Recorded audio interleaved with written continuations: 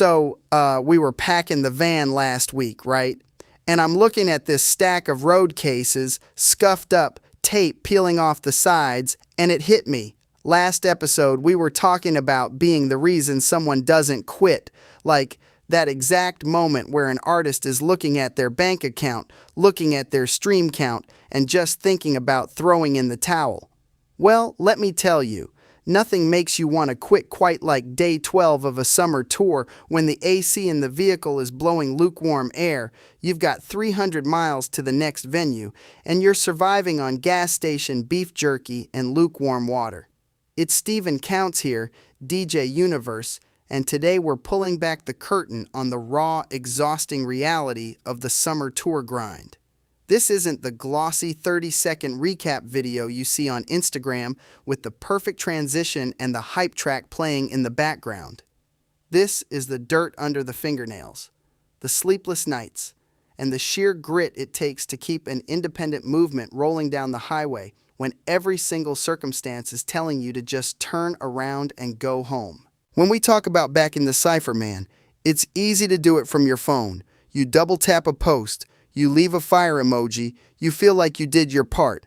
But when an artist is putting 3,000 miles on a beat-up sedan to pull up to a venue in your city, backing the Cypher takes on a whole different meaning. It means showing up. It means being one of those 15 people in a dark room at 9 p.m. on a Tuesday, nodding your head, showing the artist that their words actually traveled across state lines and landed in a real human heart. That physical presence, buying a physical CD or a t-shirt directly from the trunk, that's the ultimate validation of the grind. Major corporations, they got shareholders who look at spreadsheets. Independent artists, we got believers who look us in the eye. That's why these traveling tours are so crucial. They're like mobile community hubs, bypassing the radio programmers, bypassing the playlist curators, bypassing every single corporate gatekeeper who wants to charge a toll just for you to speak to your own people. Now, let's keep it 99 plus 1, because talent alone, it'll get you a nice pat on the back, but it won't buy gas in Georgia. Touring is a massive, relentless logistical beast that will absolutely break you if you aren't prepared. You've got lodging, food, toll roads, local promo, and keeping the back-end business alive while you're physically exhausted. I've seen incredibly gifted lyricists, people who could out-rap anyone on the radio, crumble on week 2 because they didn't understand basic cash flow. They spent the merch money on a fancy dinner instead of setting aside $80 for the next oil change. This is where the amateurs get separated from the legacy builders. It's about preparation and consistent branding. If your digital footprint is a mess, if your show advance isn't done, if you don't have your systems locked down, the road will eat you alive and spit out the pieces.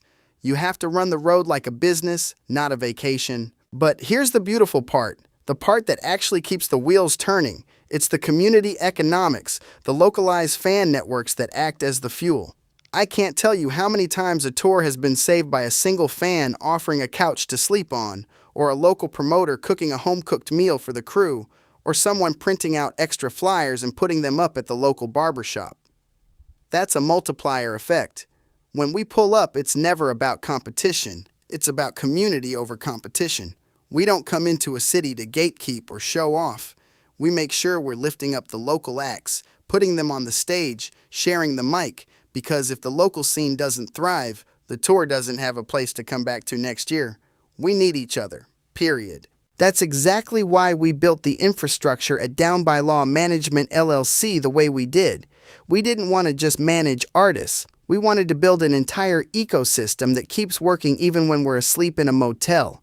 When we're on the road, our media arm is capturing everything for the Hip Hop Hero League TV network on Roku and Fire TV, turning raw moments into long-form digital assets. And look at what we're doing with Soul Legacy footwear and our premium merchandise. Instead of telling artists to just chase fractions of a penny on streaming platforms, we're helping them build high-end physical products. Think about it. You need thousands of streams to make the price of one pair of custom sneakers. We're teaching creators to own their supply chain and build real retail assets that carry weight in the physical world. So, how do you actually back the Cypher right now? If you're listening to this and you want to support what we're building, it doesn't always have to cost you $1. Sure, Buying the merch and supporting the tour crowdfunding is huge, but sharing the videos, leaving a review, or introducing us to a venue owner in your town is just as powerful. And if you're an artist yourself, trying to figure out how to navigate these crazy waters, go to our website and download the free Independent Artist Blueprint. It's the exact framework, the actual systems we use to run these operations and keep our sanity intact. If you need a deeper dive, book a consultation with us. Don't just stumble around in the dark when the blueprint is right there waiting for you. At the end of the day, a real legacy isn't something you create overnight with a lucky 15-second viral clip.